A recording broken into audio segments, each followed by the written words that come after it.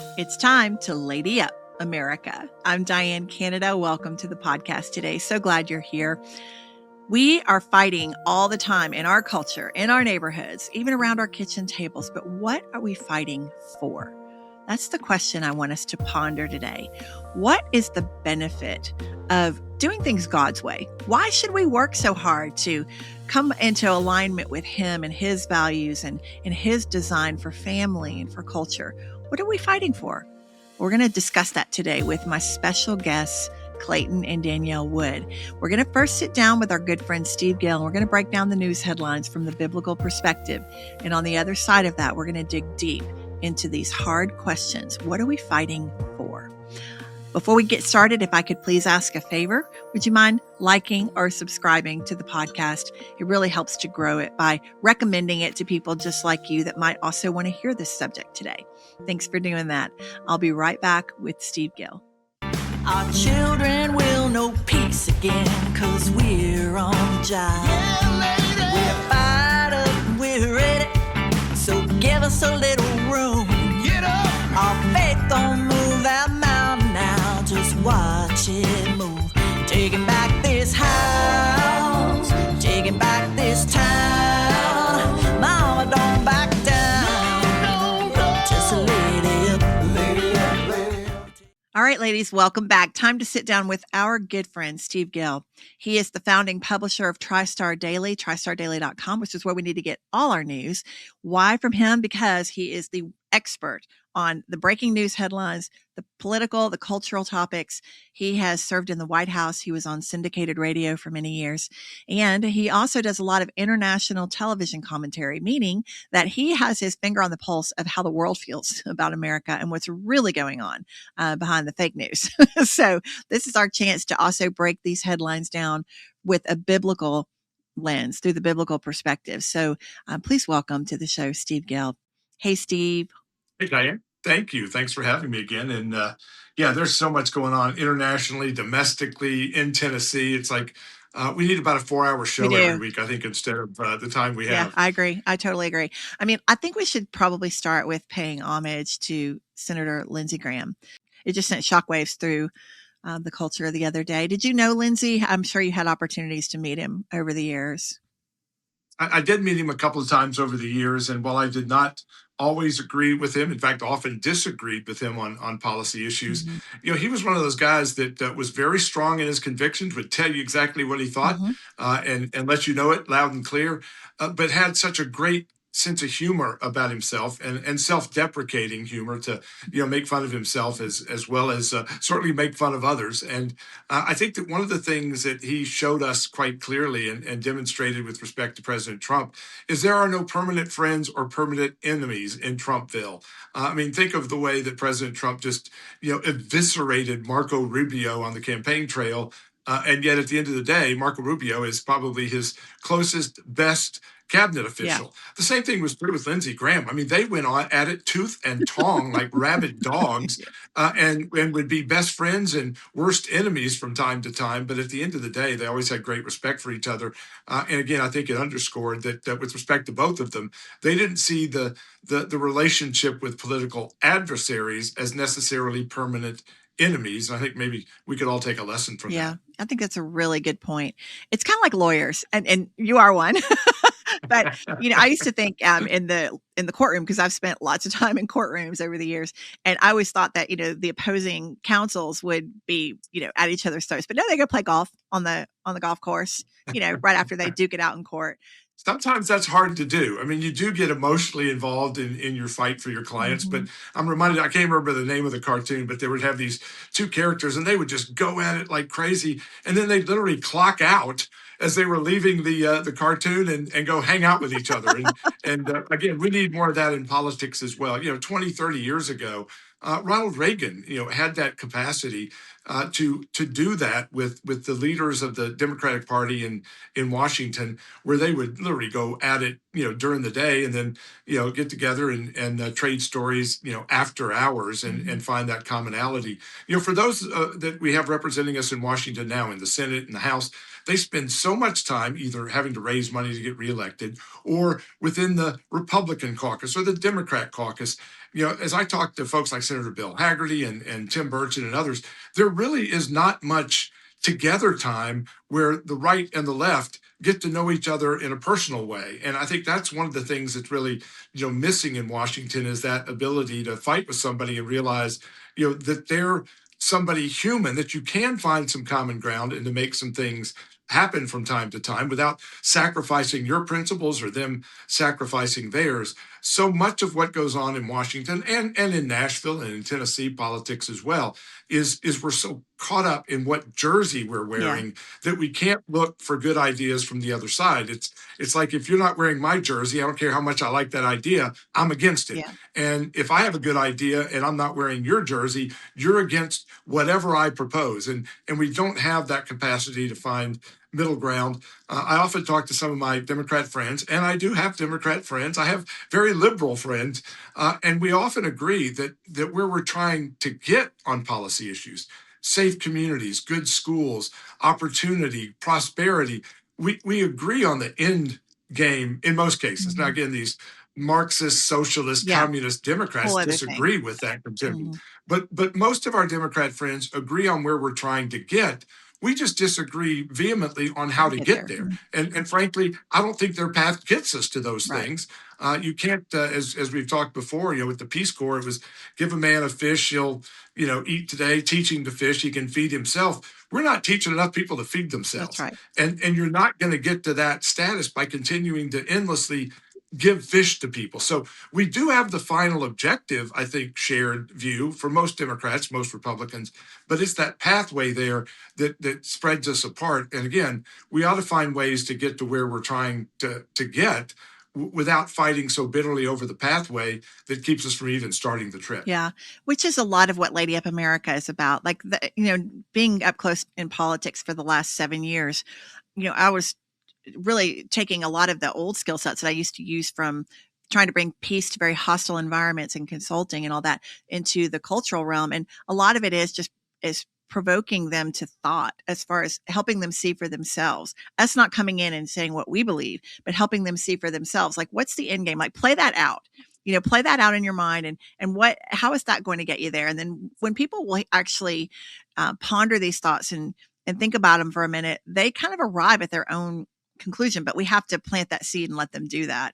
But anyway, that's just kind of a side note with my end goal with Lady Up. But let's talk. Well, I got to go to one of your workshops. Yeah, that's right. You were there. And I got to say, it was fascinating of when you come into a confrontation or a conflict or a disagreement with someone, instead of pounding them, well, you're just wrong, or responding with a series of facts, even if they're wrong, even if they're operating by feel rather than head, and the facts are different than what they are operating from. We can disagree on opinions, but we ought to at least be operating from a commonality of facts. And that's what's missing so often in the political debate. But as you were teaching at your seminar, when you reach that conflict or that disagreement, instead of saying, well, you're just wrong, acknowledging what they think or what they feel, and then following with, yeah, but here's where I get lost. And then turn it around with making your point, not in a confrontational way, but which will cause them to think. And maybe if they do use their head instead of simply operating from feelings or wrong facts, may get them a little closer to what the right answer should be. Yeah, exactly. That transition phrase is always the one that I teach is, here's where I get lost. That evokes the guide in them, and then it gets them into problem solving mode, as opposed to defensive. It just disarms them. One of my little hacks I learned years ago. Well, it's a good thing you're teaching. It's a good thing you're teaching women, because when guys say, here's where I get lost, we're not going to ask for directions. So we're just going to continue to be lost. Whereas ladies will look in the GPS, they'll look at a map. Guys will say, I'll figure it out. So it's a good thing you're teaching ladies, because guys would stay completely lost. Y'all are completely comfortable in your lost. Well, we'll find it eventually. We have that innate frontier skill. Well, eventually we'll get there. Yeah, you got that pioneer spirit. I want to ask you, though, about the Marxism, communism. Let's just kind of park there for a second, because literally it is taking over our culture. I mean, there is, like, if we don't get out to the polls this midterms, and I know we say this every election, but it's because it keeps getting worse and worse and worse every election. I watched a video a few minutes ago, Steve, on the Shiite Muslims marching through Texas. Hundreds of thousands of them now, and I think over 200 mosques that are there. I mean, this is an invasion of our country. The Islamic ideology is completely incompatible with our freedom. And people just think, oh, we're just letting them exercise their free right to religion. This is not what that is. And now we have Mamdani and all his minions. Now, once they took New York, and now they think they're going for the gold. So the Democratic Socialists of America, all that, we have got a serious cancer, and too many people are asleep. So how? First of all, what is your take on that? And secondly, how in the world do we wake people up to this and get them out to the pews to the polls, you always say? Well, when you look at the Muslim countries around the world, there is no diversity No. that is Yeah. allowed or granted. There is no coexistence. We see those bumper stickers, coexist. As long as you have that Muslim symbol on that sticker, there will be no coexistence, because there is no coexistence with other faiths, other Right. religions, any tolerance of others in any Muslim country around the world. Once they reach a majority, or frankly, 30, 35%, it becomes imposition of their worldview, of their obsession with Yeah. dominating. And we are reaching that tipping point here in the US. There was a poll by Pew Research Center just this week that pointed out that 44% of Muslims in the US feel supportive, feel approval of Hamas, the terrorist group. The same thing about Hezbollah, the Houthis. They have an approval of these dire, despicable terrorist groups. And here's the real problem: 44% are saying it. Yeah. I suspect it's another 20 or 30% above that think it, that are simply not telling the pollster. Yeah. So we have a serious problem in this Yeah. country, and we've got to address it now before we look like Europe. These places where they have literally taken over, France and Germany and other European countries. London has no-go zones. We need to stop it now, and it is Sharia. It is Yeah. the imposition of their political agenda. It is not simply we're going to go worship in our mosque as we wish. It is to impose their religion here, and it is a diabolical destruction of our country if we allow I it. completely agree. And how do we stop it? Like, what do we do? I mean, deportation. I know Trump's been working on that. And he and Rubio have been talking about this and working on this, from, if I remember reading right. They see it as a threat too. Speaker Johnson was just on talking about it. I mean, how do we stop it? Well, first of all, we have to stop the invasion Yeah. from these Muslim radical countries coming in legally and illegally. Yeah. We cannot allow women from these Muslim countries to come in and birth babies who become American citizens. The Supreme Court has ruled wrongly Yeah, in they have. that. We now have to respond by saying, I don't care where you're coming from in the world, and it sounds, discriminatory, but guys can't get pregnant. I don't care what the Democrats say. The only ones who can come here and take advantage of our idiotic citizenship rules are women. Yeah. If you're coming here and you're female, we need to stop it. If you're here illegally, if you're here on a visa, we need to terminate Yeah. it and send you Yeah. home, because we're going to lose that birthright battle. Yeah. The second piece is that we need to stop becoming a magnet, particularly here in Tennessee. We are funding Islamist schools in Tennessee, in Memphis, in Nashville, and across the state with this voucher scheme that was portrayed as school choice. It is paying for private school tuition for Christians, Jews, and Muslims. We need to stop all religious school funding, because we cannot illegally stop funding the Muslim schools as long as we're funding the Christian schools. The best choice we can make to save ourselves is to say, look, if you have a religious orthodoxy that you're teaching, we cannot fund you, because that is funding Islamist schools. And again, if 44, 66, 70% have an approval of terrorism, that's what we're funding here in Tennessee with these voucher programs. And every legislator who voted for that needs to answer before Election Day what they're going to do to stop the funding of our enemy from within. It is infuriating. Like, I get furious over this, and just the apathy in people of just allowing it, and you're right. Them multiplying, continuing to give birth here and multiplying. This is their scam in every country. And like you said, by the time they get to the majority, it's too late. So I think all of them need to get, if you are celebrating Islam, celebrating Hamas, all that, that's your ticket out. Like I have no sympathy at all for that. And I have no apology for that. I mean, this is our country. It's like somebody moving into your house and taking it over. We would not allow that in our personal lives. Why are we allowing that in our personal country? And it is just, I mean, very few things make me mad, really mad. This infuriates me.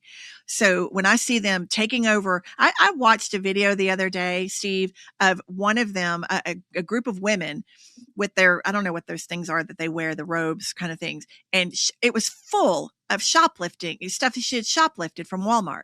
And the guy was forcing her to stand in front of him and unpack it all on camera so he'd have the evidence of it. They're just taking over our country. It's an invasion of our country. And man, I'm telling you, for anybody listening to me right now, I'm sorry to use the P word. I'm like really mad. And I want you to wake up to this. You have got to get out and vote. Provoked. The P word. I'm really provoked. Provoked. There you go. I'm like, I'm trying.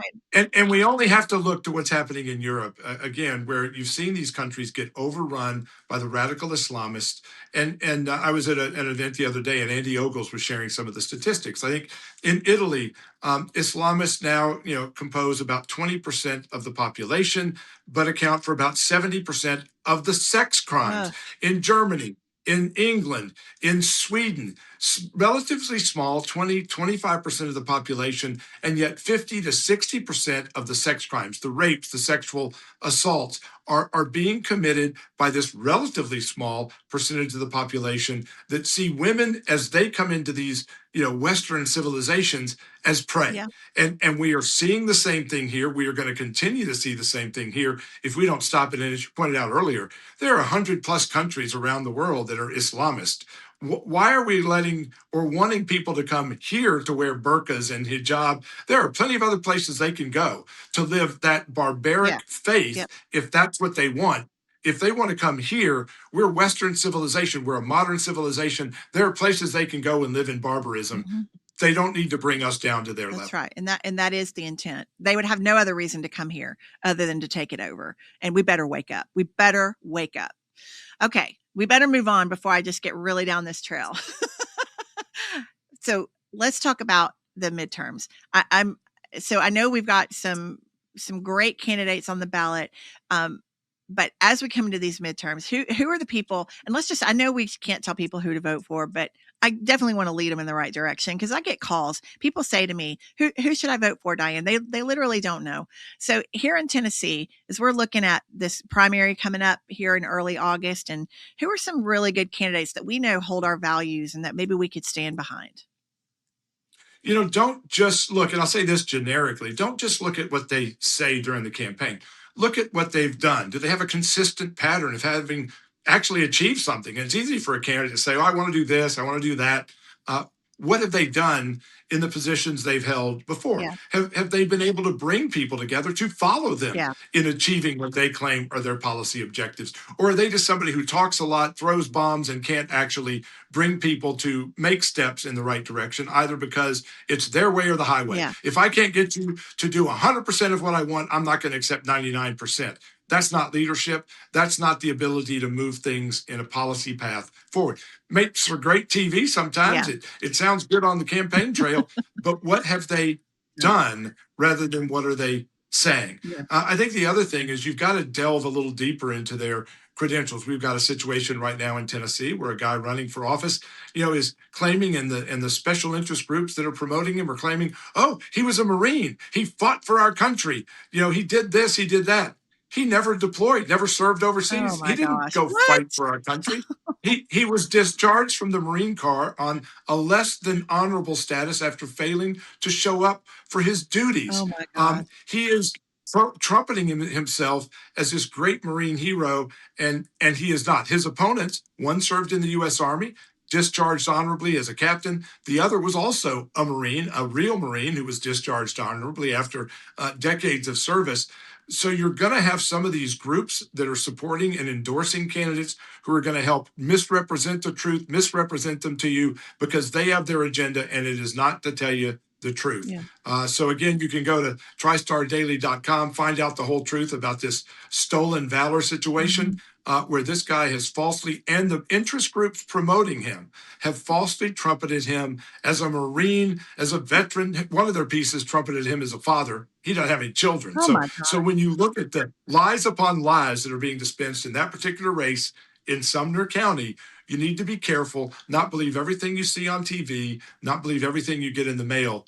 Dig a little deeper. And, that really hits home to me. My brother was a Marine that we lost, and when you've got, and my husband, Air Force veteran, when you've got veterans that truly did serve, that's such a slap in the face to them when they claim that, like you say, stolen valor. Again, something else that just infuriates me. Ugh, so frustrating. Let's shift for just a second to the world stage. So can you bring me up to speed on what's happening with Iran? I know I think Trump's pretty much done. It seems to me, last I heard, he's over it. He knows these people are not going to keep their word. They're not honest people. So last I heard, he was just bombing them every day. Is that still going on, or what's happening there? And it will continue for a little while. And again, I think President Trump has been over backwards to try and find an exit ramp for the Iranian people more than anything else. God bless them. The destruction of their power supplies, their water supplies, their ability to drill for and store and produce oil, that will set them back economically a long, long way. We'll recover from the higher oil prices. It's interesting, today, the inflation rate is at the lowest level it's been in quite some time, despite a little bit higher gas prices, despite the fears from the economists. Oh, we're going to see high inflation. We're actually seeing good economics here at home, despite what's been going on with the disruption of oil supply through the Strait of Hormuz. Keep in mind, we're getting oil from all over the world. If we completely destroy Iran's capacity to drill, produce, and ship oil, we can ramp up both what we're producing, what's being produced in Venezuela, what's being produced offshore in England, what's being produced in other locations around the world. We can make up for it. President Trump has tried to play gentle. He's tried to find a pathway to peace. You cannot trust the Iranians, as we're finding out time and time again, as we should have figured out over the last 47 years. As a lawyer, and I hate to keep bringing up my lawyer business because, it seems like an insult when somebody points out that I am one. But as a lawyer, I've told clients all the time, if you wouldn't do business with someone on a handshake, if you wouldn't trust them to that standpoint, I'm not a good enough lawyer. You're not going to find a good enough lawyer who can document the deal with paperwork enough to overcome dealing with somebody who's corrupt, a crook, and a liar. So don't do business with somebody you wouldn't trust on a handshake. Now, you still want to have a document, still want to put stuff in writing so there's no misunderstandings. But if you wouldn't do something with somebody on a handshake, you're not going to get a lawyer good enough to document all the ways they can cheat you, because they're going to be better cheaters than you are documenters. So that's what we've got with Iran. And frankly, I do not understand, as President Trump is just bombing the daylights out of them, bombing the IRGC, the Revolutionary Guard headquarters, the Besiege, which are the police forces armed with weapons to keep the people under the thumb, bombing their storage facilities for these missiles and launchers and drones. We should have been doing that 2 months ago. Yes, we should. But if every path to peace, and now I think he's going to eradicate their ability to wage war on Israel, on us, on their neighbors, and make it, if not impossible, at least a lot more difficult for them to continue to fire anything into the Strait of Hormuz. I don't think we have to go boots on the ground, but we need to absolutely degrade their ability for a decade to resume any sort of military production, any sort of military assault. And again, we were blockading their ability to sell oil. So doing more destruction to their oil production facilities will have a small effect on the world, but opening the Strait of Hormuz will allow the flow of oil from Iraq, from Kuwait, from Saudi Arabia. The flow of oil in that region will replace what's pretty much been blockaded from Iran for a while. So, end it, Mr. President. End it completely. So at least for a decade, we don't have to worry about these folks anymore. Yeah, say wrap it up too. One last question on that. Do you think that the Iranian people are surviving this? I mean, how are they doing? Do you have any insight into that? The innocent Iranian people? I've got some connections in Iran. I used to actually appear on Tehran TV pretty regularly until, well, a few months ago. Yeah. I'm not invited back nearly as often now. Maybe their TV facility isn't there anymore. I'm not quite sure. But they are suffering, and they are suffering economically, but they've been suffering under this regime for a long time. They've killed 40, 50, Yeah. 60,000 Oh, people, a few months ago that would dare to protest or speak up. At the point that you degrade the military capacity in Iran to keep people under the gun, literally, then the people of Iran will have the ability to free themselves. They got to have yeah. weapons. Voices and protest signs don't work very well against Yeah. guns. But keep in mind, and we've just celebrated our 250th anniversary, when we launched our revolt against England, only about a third of Americans wanted to do that. Mhm. A third wanted to remain loyal to the king, and a third were sitting there going, I'm going to wait to see how it turns out and say I was with you the whole Yeah. time. But we had guns. We didn't have the firepower that the British had, but we had enough to wage a conflict. And then we got the support of the French, we got the support of others. We need to make sure that the people of Iran have the capacity to fight back against those who have kept them under the thumb for so long with guns. And that's when the freedom for Iran will come, and they'll be able to rejoin the community of nations, which is where they belong. I can't believe that there hasn't been some surrounding countries that have been smuggling guns into the average everyday person there. I want to hope that that's going on, so that they. It underlines again why the Second Amendment is important here. Yeah. And when you look at countries around the world where they lack that capacity, they are at the whim of dictators and tyrants. And again, we learned that lesson about 250 years ago. Mm-hmm. Our war started when the British came to take our guns at Lexington and Concord. Yeah. And I think that's one of the reasons that when it came to our Constitution, the first thing was to protect our freedoms of speech and religion and gathering. But number two was to ensure that the only way you have that First Amendment is if you've got a Second Amendment and you're armed to make sure they can't take away the first. That's exactly right. It's exactly right. And I am wholeheartedly, unapologetically pro Second Amendment, and will never back down. Pro life, pro Second Amendment, just in case anybody's wondering. And if that is not your jam, then you're on the wrong show. Let me just mention, by the way, you've got two of my favorite people. Oh, yes. Danielle and Clayton Wood coming on later in the show. Yes. They were next door neighbors to my parents for forever. Their kids grew up with my parents as sort of surrogate grandparents. They are amazing. They have their amazing podcast that they're doing now, sharing, how couples and partners can interact. And I think your viewers are going to absolutely love Danielle and Clayton, and I'm so thrilled that you have connected with them. Thank you for connecting us. And they are just spectacular people. I'm really looking forward to sitting down and having this great conversation. And their ministry is called Fight for the Good. We're always fighting in America, but what are we fighting for? And so we're going to dig deep into that here in just a minute. So thank you so much for connecting us. Ladies, go to TristarDaily.com. Get all of your news from Steve Gill. He gives it to us straight, fair, with balanced perspective. And that's what we need. We don't need to listen to all the talking heads. We just need to get the straight facts, so we can trust him to give that to us. Steve, again, thank you, my friend. And I will see you back next week. Thank you. See you next week. All right.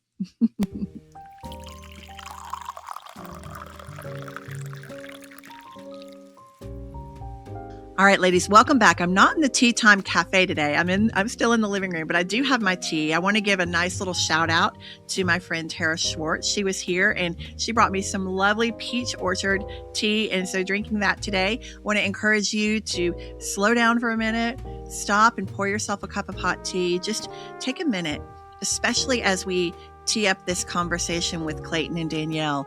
You're going to want to settle in and lean into this because it's going to be really, really helpful. I think you're going to hear some things maybe through some fresh eyes that you haven't heard before. And I know they're going to pour their wisdom into you. So cheers. All right. Clayton and Danielle Wood live here in the Nashville, Tennessee area. I met them through my good friend Steve Gill, as we talked about just a minute ago. And I was just so impressed when he introduced me to them.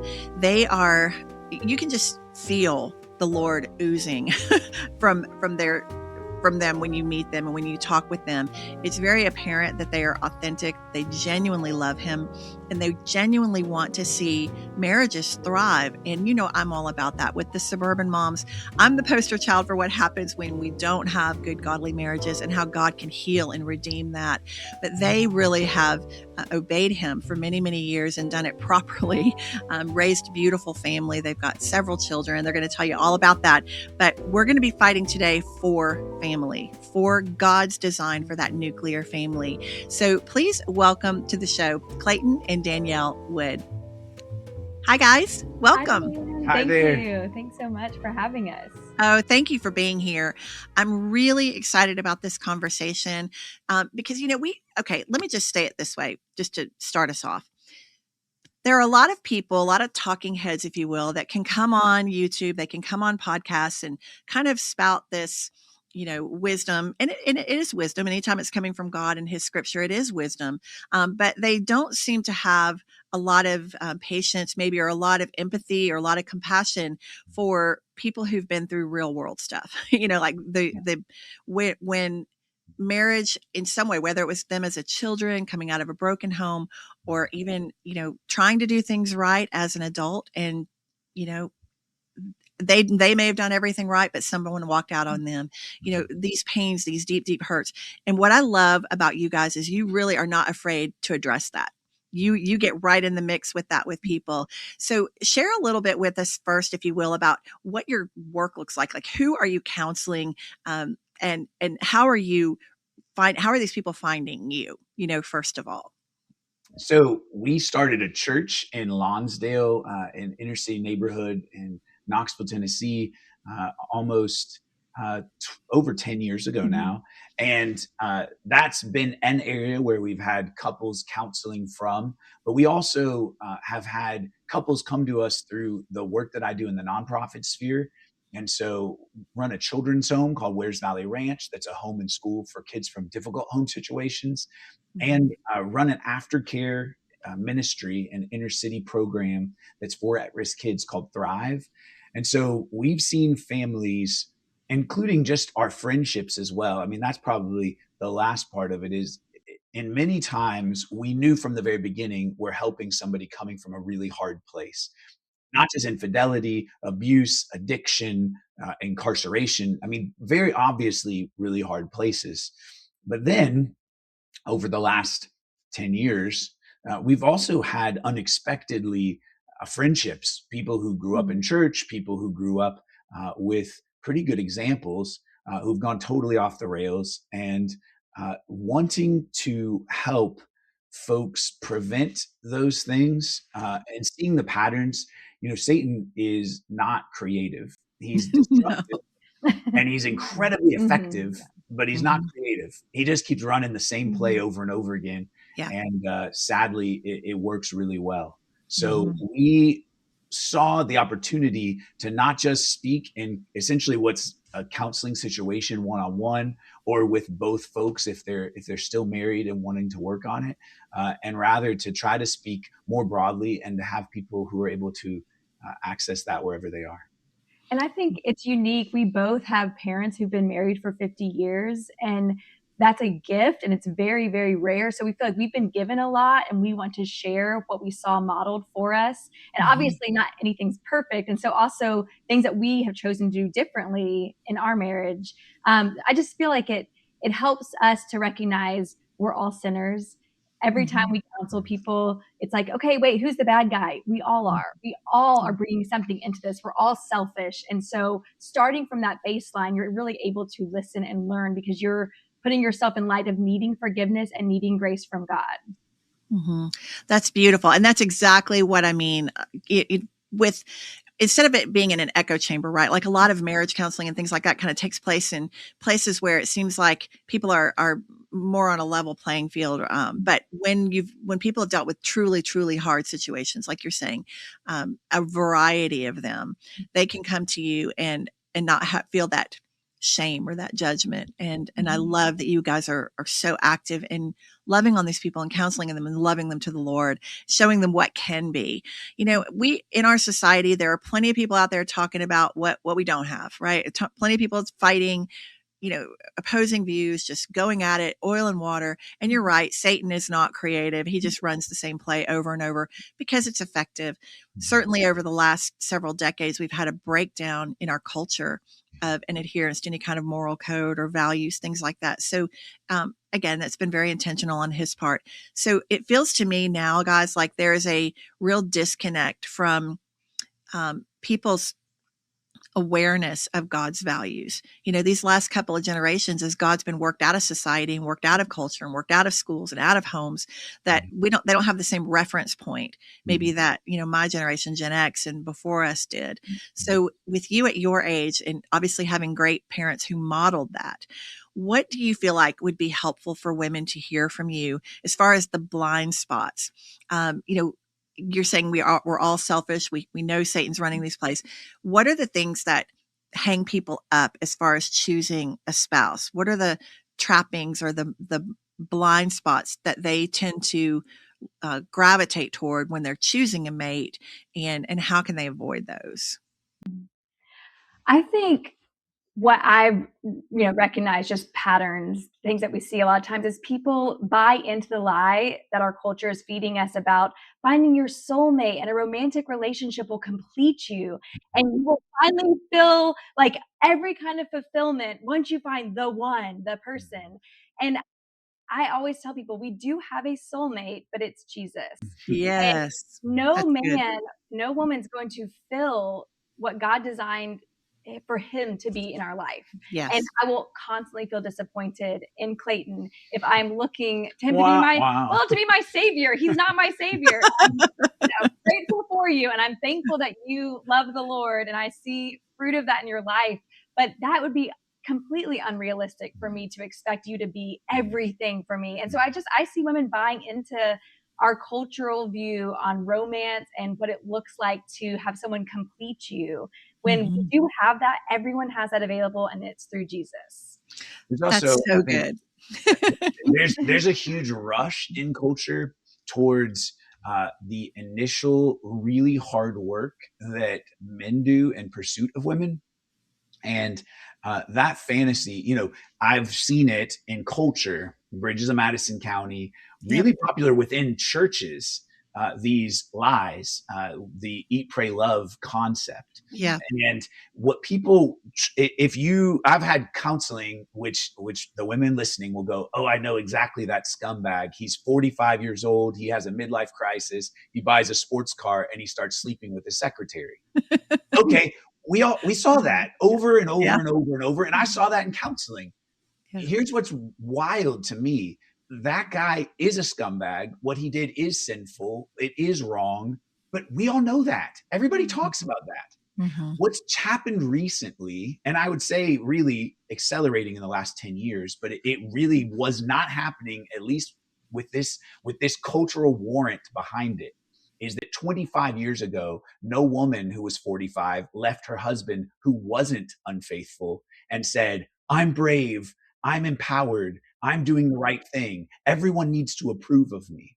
Now, Satan wants all people in shame and isolation. And God made us for love and community. So going to counseling and removing that shame part is very important. It's one of the reasons people don't talk enough about struggles within their marriage, because it's like, oh gosh, that's one of the reasons we say, let's fight. Because part of what we're open about is we fight, we love each other, but we fight, we're sinners, we need grace. And so we want to remove the stigma around talking about marital conflict. But on the other extreme of that, if you go to a counselor who is paid to give you unlimited positive regard, and every selfish thing you say, they stamp for you and say, keep it up, girl, that's terrible for you. That is leading to divorces right now. And we've seen it happen with people that we love. And it's really horrible, especially if it's baptized with Christian language. And so how do what are things that trip people up? I would say a huge part of it is, comparing a first date with 20 years in. And for a man who's having an affair and he's running around, I'm saying, hey, buddy, at some point, you're not going to be in a hotel room. You're going to be told to do the dishes by your mistress if you ever marry her. That guy needs to wake up and end his fantasy and end his sin and repent. Yeah. But on the other side of that, when I see women who say, I just want to be known and pursued and listened to, and I want hours of someone making me feel attractive, and it's like, it's the exact same problem, right? Someone is pursuing a fantasy, and men looking at pornography, evil, wicked, horrible. Women reading pornography, wicked, evil, horrible. And it's not directed exactly in the same way, maybe, but when you are looking for, as Danielle said, most importantly, salvation from another person, it will never happen. But it stuns me in Christian circles when people promote lies around some fantasy guy who, looks great, but also is emotionally available, is a big listener, wants to, go to work, earn a gazillion dollars, also do the chores when he gets home. And it makes it so that people don't feel contentment within their own marriage. They're fighting against a ghost and a fantasy that can never you can never compete with in real life. Well, I think social media contributes to that as well, because you're only seeing people's snippets of perfection. And so you're like, oh, well, he brought her flowers, or they went on this amazing trip, and look how, but you're not really getting the full picture. You're getting what they want you to see, like a very carefully curated, fantasy world. So I think comparing does rob you of that joy, and you have to be realistic of what it looks like. It's a relationship that takes time and investment and work, and it's not going to always feel great, and you can't rely on those feelings, but the commitment that you've made. So let's park there for just a minute. A couple of things I'd love to just kind of dive deeper into. So and these are things that I struggled with. I'm in a very healthy, happy marriage now, but I can remember when I wasn't, and the things that would trip me up, and the blind spots that I had around some things that you just said. So people would say to me, Diane, you've got to learn to be happy by yourself first before, you go into a relationship. You can't expect that person to make you happy. And now, of course, I understand that. But at the time, I really didn't get that. And what you said earlier about Jesus is our soulmate. I think it's not so much about, remember the movie, I think it was Runaway Bride or something, where she was going through she would run at the altar every time, Julia Roberts, and she didn't know herself. She didn't even know what kind of eggs she liked, that kind of thing. So a lot of people have never really been on their own. They've jumped from relationship to relationship, and they've never really gotten to know themselves, but certainly never carved out any time to get to know the Lord. And I think what happens, especially if you are so hungry for that in relationships, so hungry for being seen, what you were saying earlier, being seen, being heard, being loved, being desired. These are the things that are innate in us. But when you've had those, bruises and broken bones, so to speak, emotionally, you just want somebody to hold you. You just want somebody to understand. So in that space, that interim right there, where you really don't know yourself, you really don't know the Lord, you're just jumping into the next relationship, hoping that person you're going to plug in there, you're going to hope that person is going to be the one. And I'm sure Hallmark movies have not helped, with this, which I love them. I'm a fan of them, but but I get it. So searching for someone that's going to fill up all of these places that only God can fill.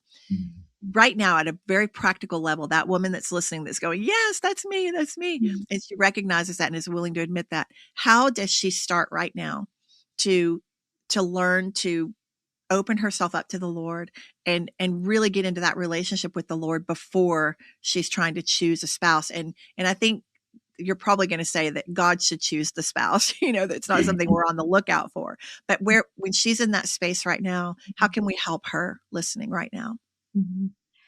I am a huge proponent of being really involved in your local church, finding a place with community. I know there's since COVID, there's been a big trend of people wanting to do church on their own and saying, well, I'm just going to listen to some good teaching and go on a walk.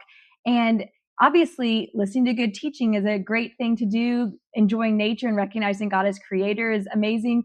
But there's a reason that church is there for community, and people who have been walking with the Lord longer can pour into you, and you can pour into others who are maybe beginning their walk. So I would say find a local church, start there, start getting plugged in.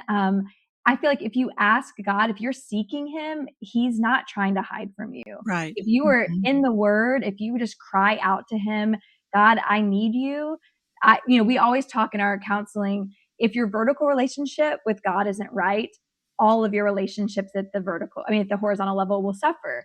You can't start and give things that you haven't first received. Right. And so that's where I would just say, for me personally, it's in women's Bible studies. I mean, that's been a huge area of growth in my own life, having women who I can relate to, who have gone through different circumstances than I have, who can pour wisdom into me as well. So I would say church, Bible study, the word of God, prayer, that's where I would start. And, there is a community in church or Bible study, thinking about shame and isolation, wanting to be, staying in that, well, I'm just alone, I'm lonely. And, telling yourself the truth, when you feel alone, you do feel that way, but you're not alone.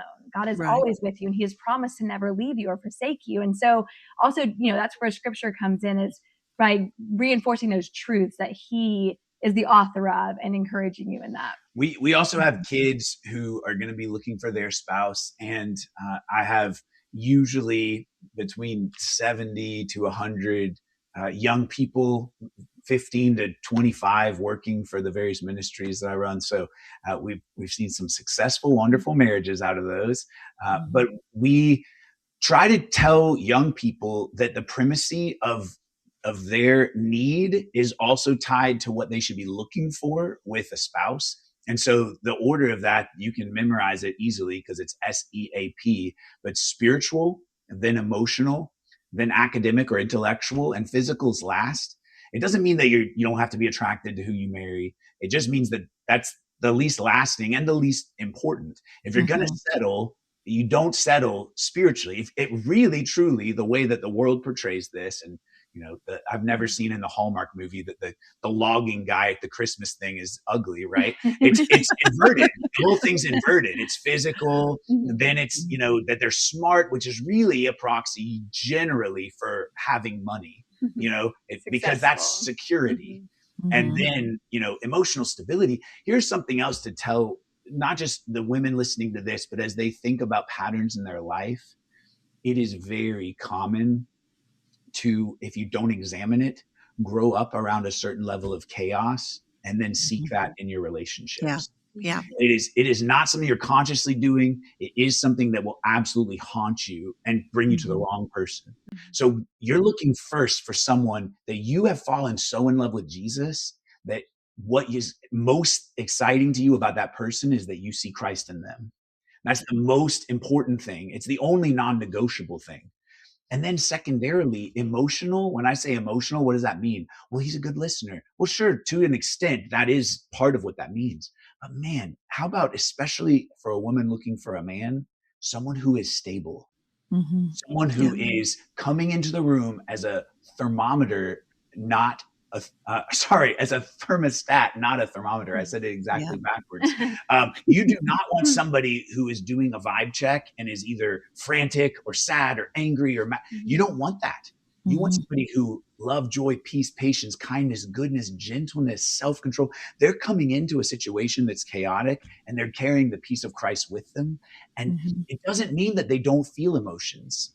It just means that they're able to take really negative situations and make them better. Again and again and again. They can have righteous anger, but it's righteous anger. And it's appropriately directed towards sin and sinfulness, not toward you or towards the broken TV or toward traffic.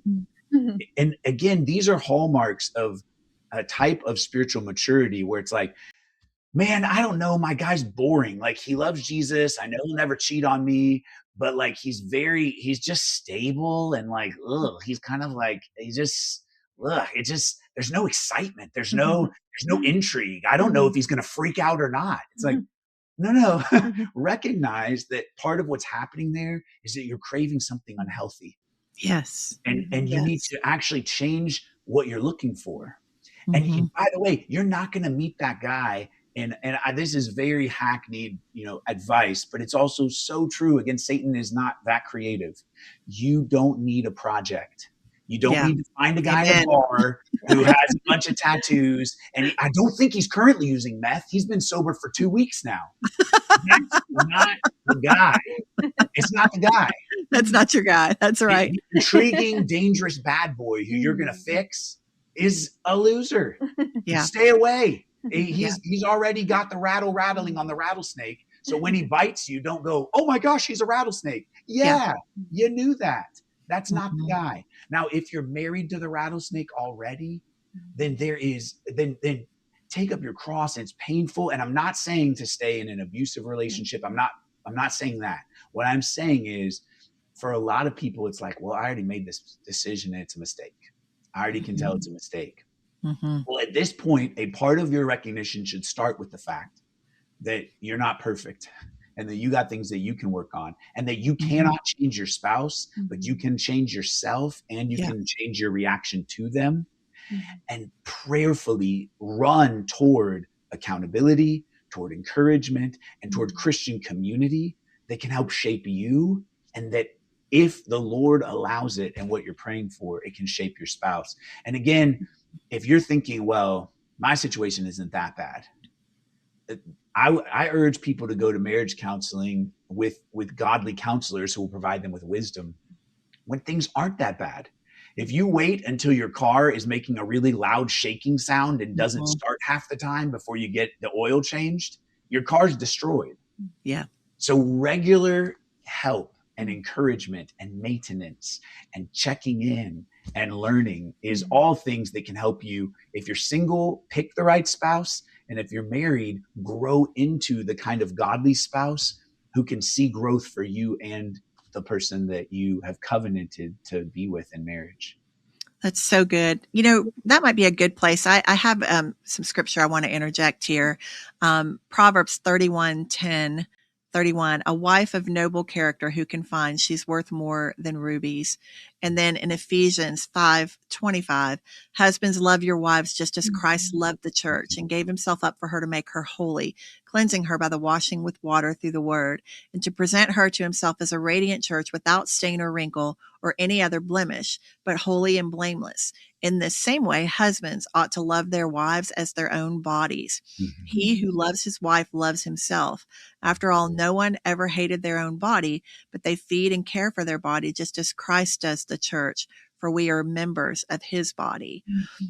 So let's start here for people who grew up maybe in that feminist movement, like I did, and who really have a problem with submission to husbands, or they've had that hurt so much from male figures that they have this attitude of, well, no way I'm going to be submissive in a marriage. No way. I think a lot of people really misunderstand God's design for family. I know I did for many years. And I can speak from personal experience that the world's way, the feminist movement, all that did more to destroy the nuclear family than anything. I used to hear phrases, guys, like, a woman needs a man like a fish needs a bicycle, or, always have a back door, always have a plan B, don't trust any man. I mean, that's the stuff that I was fed that steady growing up, after when my family split up when I was 8. So, and then culture reinforces that. And we had so many, songs and television shows and movies and all that just push that, narrative on us all the time. So I think we have this whole generation of women, and then we had children, and now they're growing up and having children who have that attitude of, there's no way I'm submitting to a man. And now what I can tell you, being in a beautiful relationship where I do have that emotional stability in my husband, and I do have that, he loves the Lord, and he's taught me so much about spiritual and emotional stability. And I am finding a lot of peace for my soul in that. Like, I don't have to worry about things like I did anymore, or like I used to. I'm not worried. I'm not suspicious of him. I'm not worried he's stepping out on me. I'm not having to check his phone for text message. Just none of that. All of that settles down when you're in a good, godly marriage. And so, having seen the contrast, having lived both ways, God's way is better. I can say that. But for these women who don't understand God's design, let's talk to them. I'm going to let you do that. I have my own opinions about it, but I'd love to hear it from you on, what does God mean by women, you should submit to your husbands. Men should love the wives as God loves the church. Help break that down for people. We talk about this in one of our episodes because it is a controversial issue. And especially, I'm someone who's a very strong personality. I have a lot of opinions. I like to do things my way. But recognizing, like you were saying, that God's way is best. And when he created Adam and Eve, he created us for each other to complement one another, that we are different. We're not the same, but that we're of same worth and same value. So I think a lot of people start with a misunderstanding of that. And that is why they're going against, oh, well, women are less than, and so I must fight for my place. And it's saying, no, we were created differently by design, but of equal worth and dignity. And then one of the sad results of the curse is that women want to rule over their spouse. And I see it in my own life, and it's sin in my life. And we are called to be fully yielded and fully submitted to God first, right? That is our first thing, is we have to be, we can't put conditions on that relationship.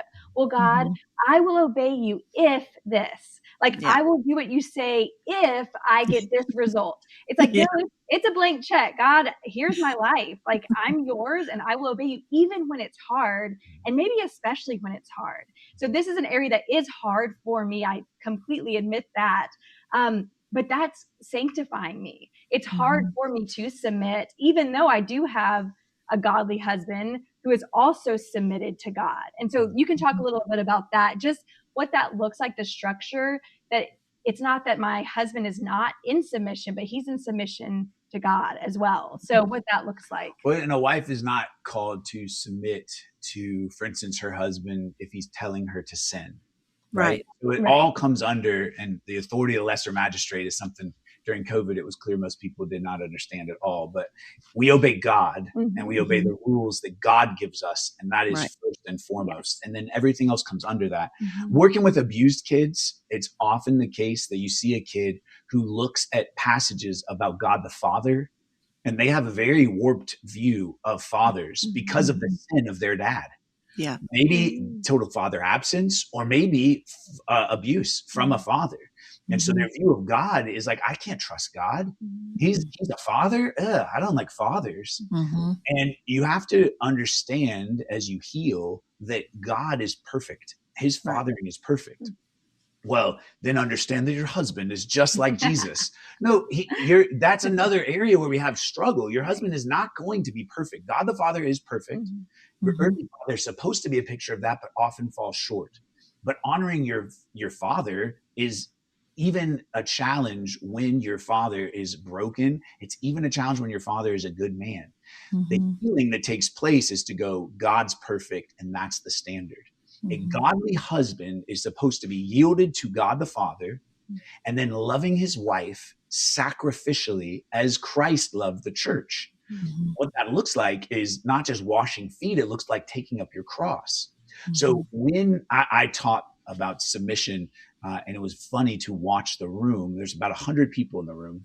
And I'm talking because in order in the passage, wives submit to husbands. And man, these guys were...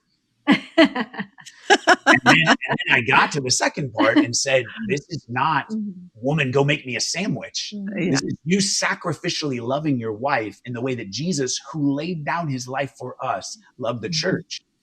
And the elbowing went the other way. And afterwards people came up and were like, well, I think we're all pretty mad right now. Well, good, because what we're called to is submission to God that is sacrificial. That's what we're called to. And within the marriage, what we're called to is to lovingly sacrifice for the other. And that is costly. It is hard. It is the opposite of selfishness, because it is the extension of yourself for the other, on behalf of the other. We can talk a little bit more about the fact that the best thing you can do for your kids is to love your spouse well. People get that wrong all the time. And that's really another reason I think that we see a lot of divorce where people are midlife. It's because they put their kids at the center of the whole world. Their marriage didn't really matter in terms of their, it was like, well, my kids are the only thing that matters. And they could both tell that. And so once the kids are gone, it's like, There's nothing keeping us together. Mm-hmm. It is tremendous for your kids, for their future, for their ability to find a spouse and to have a God-honoring marriage, to demonstrate for them that while you love them and while they're important, the most important thing in your family life is serving your spouse well. Yeah. Yeah. That is absolute truth right there. And y'all have several children, don't you? Four? We have Four? 5. Five. Okay. 5 5 children. And what are their age ranges? 17 down to 9. Wow. So you've really walked this out, and that is so true what you just said about putting your spouse first. And again, I see this a lot because again, I serve suburban women. And so, and I have for many, many years. And I see this where the children are the center of the universe in that house. Yeah. And whatever the kid wants, whatever the kid needs, I mean, they are like stepping and fetching to make sure. And I think a lot of it comes from maybe an innocent place based on their own childhood traumas and things like that. They want their kids to have what they didn't have. They don't want their kids to have to suffer or have to do without or any of these things. But we've got to find that balance where it's good. Like suffering is good. It's a good thing. Sometimes, having a disappointment or having a letdown is a good thing. That's where that they learn how to, build dignity. They learn how to build character. They learn how to build self-respect and hopefully relationship with God. They're going to God and crying, to him for relief in areas. So I think modeling that and showing them you are not the center of the universe. Your spouse is. You're gonna grow up and you're gonna leave the house, and mom and dad and I are going to be together the rest of our lives. Why do you think? I mean, is there anything other than kind of what I've touched on that? I know we got to wrap up here, but I just would love to hear your take on it. Anything else that a mom maybe who's in that situation right now, who's maybe waking up a little bit and realizing that, like, how does she balance loving her kids well and all of that, and yet putting her husband first? I mean, we actually are pretty open and we'll tell our kids, like, we love you so much and I love your dad more. But just saying, it actually does provide stability. They really do long for that. They will push at every kind of boundary, seeking what is like unstable. They want to know that. That's why they're always pushing boundaries. They're going to that fence, and you have to put up those good fences because they need that. They feel much safer and more secure. And so they love, like, we are affectionate with each other in front of them. They also see us fight and resolve conflict in front of them. That's something that's been helpful, not just our kids, but even friends. I mean, we are very open. And so if something's going on, we'll just talk about it regardless of who's around. And I think it's really healthy for kids to see that, to know that we're not just hiding behind doors to have disagreements. And also we're not hiding behind doors to hug or kiss. Like we're doing it openly, and the kids have that security that we are committed to each other first and foremost, and that they're here as a result of that relationship. And so we have to prioritize that. Well, the level of oxytocin that you have from your kid is off the charts. And there is a natural time of having kids, especially, 6 weeks right after delivery, where you are in second place to your kid during that time. And you should be. I mean, you are and should be. And that is what happens. But the truth is that for godly marriages, you are choosing your spouse. They're not the same person throughout. You're different than when we got married. Well, hopefully 20 years in, if they love Christ, they're more like Jesus than when you got married. But boy, there's a lot of other things that you might say, well, I don't think I'm as hot as I was when I was 25. Okay. Well, that you're choosing to love your spouse through all the seasons of life. And they know that they can absolutely rely on that. And you're modeling for your kid. I love my kids it's an unconditional love. It's based on who they are to me, just as my relationship with Christ is not based on my works, my merit. It's based on who I am to him because of the finished work of Jesus. And so showing your kids, I love you unconditionally. I choose your mom every day. And my ordered priorities are God, and then her, and then you. And it's set up that way because God set it up that way. He told us to do it that way. He told us to live that way. The other thing, I don't know how much time we have, but let me just drop this bomb as we're going. Stop worshiping sports. Stop worshiping sports. It's just sad to see. It's mostly sad to see. And I'm a guy who didn't play D1 sports, but have friends who did, have first cousins who all got college scholarships for athletics. look, most people aren't going to get a college athletic scholarship, and it is not wrong to do team sports. I think they're great. I think that we both played team sports and enjoyed them up through high school. And our kids still play sports. Our kids play sports. We don't worship sports. If you tell your kids God comes first and you skip church routinely so that you can do travel X sport, where your treasure is, there your heart will be also. And if your obsession is your kid excelling in something to the maximum, and they're really going to peak at age 17, and we spend all of our money on this, you're setting your kid up for a really hard life. There's a lot of disappointment after that. Well, you almost got to but what I want for my kids is that they follow Christ, that they look like Jesus. I would way rather have I have wondered before, do I want my kids to continue to excel more and more in sports, or am I setting them up for a really hard fall after that? The sports idolatry that is everywhere in our culture, probably the central thing I see Christian parents, I'm not talking about the world. There's a number one mistake I see Christian parents making. They let their toddlers rule the roost. Okay, not good. But boy, by the time you're 16, your dad has communicated to you, I don't really know if you've memorized scripture. I don't know if you read the Bible on your own. Don't really care about that. But you need to hit 400. I've been paying for that pitching coach or for that hitting coach. And what's going on with you? Like, this is the most important thing in your life. And it is absolutely the wrong message to send. I couldn't agree more. I had a girlfriend of mine that was staying over last night. I think I mentioned her earlier. She brought me some great tea, but we were sitting at the table talking, and she's got 6 children, 4 boys and 2 girls, and they're similar age ranges to yours. One of them, I think their oldest just graduated high school, and their youngest is 9. And she was telling me that, and she's in a very good, godly marriage, a wonderful, wonderful marriage. And she was telling me that every morning they're up at 5, and they actually have their, they go through their showers and do all that and their breakfast, but they have, scripture time with the Lord before school every morning. And I said, really? She goes, oh, we've been doing that their whole life, and I just was I don't know why I was shocked by it, but I guess it just doesn't dawn on a lot of people to do something that early. I can't imagine kids wanting to go along with it, but she said they enjoy it as a family. It's something they look forward to. And again, it's all the tone that we set, as a family. But she, I'm sure that, because I've had talks with her before, but I'm sure that it's that same mentality of, we wouldn't dare send our kids out into this big world, without being armed in the Word of God and in the spiritual armor and all of that. So I think teaching them early like that is beautiful. I'm not saying every parent should do that. I'm just saying I think it worked for her family, but it's a really great idea. I loved that. Yeah, we do. We have a nightly devotional time with our kids. That's just good. Part of our routine. It's always been part of their life. It's like, okay, Devo time. And, they vary in length and in depth, but it's just a consistent pattern. Like you said, it just creates like the expectation, like, oh, well, if we haven't called them into the room yet, someone else is going to say, hey, I think it's Devo time, because they just know that's just part of the rhythm of our life. That's my big exhortation, I guess, as we're wrapping up, is start with something that's small and repeatable. That wins the day. It's going to make a much bigger difference. If you're like, my marriage has 10 big problems, then get the smallest one and fix it. And the same for doing devos with your kids. It's like, oh gosh, well, I don't have an hour and what book am I supposed to use? It's like, well, use the Bible. That's a great book.